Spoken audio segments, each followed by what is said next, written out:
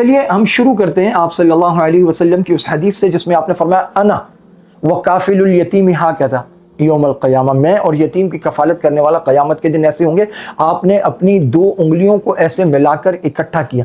آپ اپنے دائیں بائیں دیکھیے، ایک ایسا شخص جو لوگوں کی ضرورتوں میں کام آ جاتا ہو، جو قرض مانگنے پہ لوگوں کو قرض دے دیتا ہو، جب قرض دار قرض واپس کرنے کی پوزیشن میں نہ ہو اور ریئل ریزن ہو، وہ اس کو ٹائم دے دیتا ہے، اور بعض اوقات وہ قرض معاف کر دیتا ہے، اور بعض اوقات وہ کہتا ہے اچھا میری اتنی زکوٰۃ بنتی ہے تو میں آپ کو یہ زکوٰۃ دے دیتا ہوں، آپ اس سے میرا قرض واپس کر دیں۔ وہ زکوٰۃ ادا کرتا ہے، وہ آدمی اپنی ملکیت میں لے کے پھر اس کا قرض ادا کر دیتا ہے۔ وہ لوگوں کے لیے سہولت ڈھونڈتا ہے، بحث نہیں کرتا، پھنستا نہیں ہے، اڑتا نہیں ہے، سینگ نہیں اڑاتا، لوگوں کے راستے نہیں کاٹتا، بند نہیں کرتا، لوگوں کے لیے راستہ دینے کی، حتیٰ کہ وہ آدمی جس کی عادت ہے وہ جاتا ہوا کسی کو لفٹ دے دیتا ہے، وہ لوگوں کو پانی پلاتا ہے، وہ لوگوں کو فون پر بتاتا ہے فلاں ڈاکٹر سے مل لو، فلاں ڈاکٹر بہتر، جو لوگوں کے لیے سہولت اور آسانی پیدا کرتا ہو۔ پھر اس سے آگے بڑھ کر جو لوگوں پہ مال خرچ کرتا ہے، لوگوں کو کھلاتا ہے، اس کی کوشش ہوتی ہے میرے خاندان میں کوئی بھوکا نہ رہے، وہ خاموشی سے ہر جگہ پہنچتا ہے اور یوں مٹھی بند کر کے تھوڑی سی کھول دیتا ہے، وہ کہتا ہے جی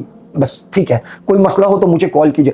ایسے آدمیوں کو آپ دیکھیے، ان کی زندگی میں برکت ہے یا نہیں ہے؟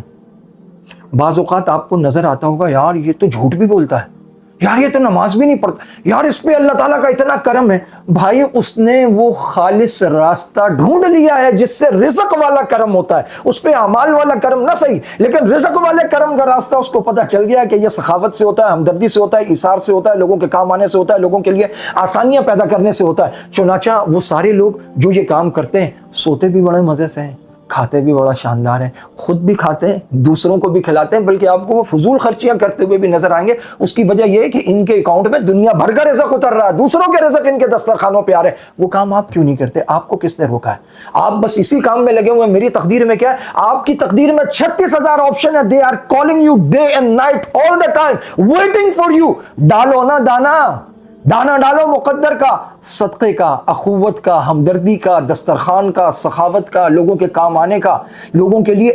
ایک آدمی جو گھر کا پورا جھاڑو نکال کر سامنے سے کچرا اٹھا لیتا ہے، گھر کے سامنے سے صاف کر دیتا ہے اور یوں کر کے سامنے پانی چھڑک دیتا ہے کہ گزرنے والے کو تکلیف نہ ہو، یہاں کچرا نہ ہو۔ پنجاب میں گاؤں دیہاتوں میں وہ نالی سسٹم ہے، وہ اپنے گھر کے سامنے کی نالی اچھی طرح صاف کر کے اس کا کچرا نکال لیتا ہے، کم از کم میرے گھر کے سامنے کسی کا سیوریج کا سسٹم نہ رکے۔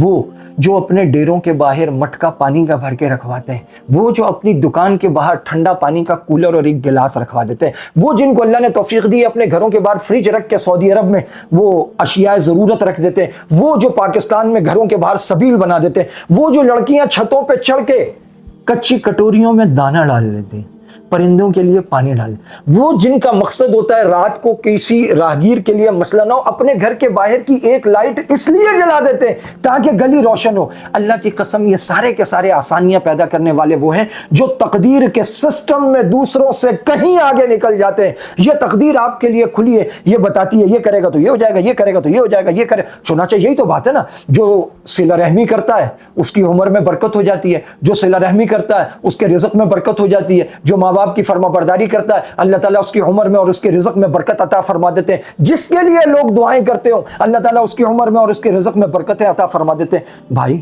تو بد دعائیں کیوں لے رہے ہو؟ دعائیں لو نا لوگوں کی۔ اللہ رب العزت ہم سب کی تقدیر کو ایسا کھول دے کہ ہمیں ایسا شیشے کی طرح ہر طرف پانی کی طرح نظر آ رہا ہو اور ہم آگے بڑھ بڑھ کے مخلوق خدا کی خدمت کر رہے ہوں۔ وآخر دعوانا ان الحمد للہ رب العالمین۔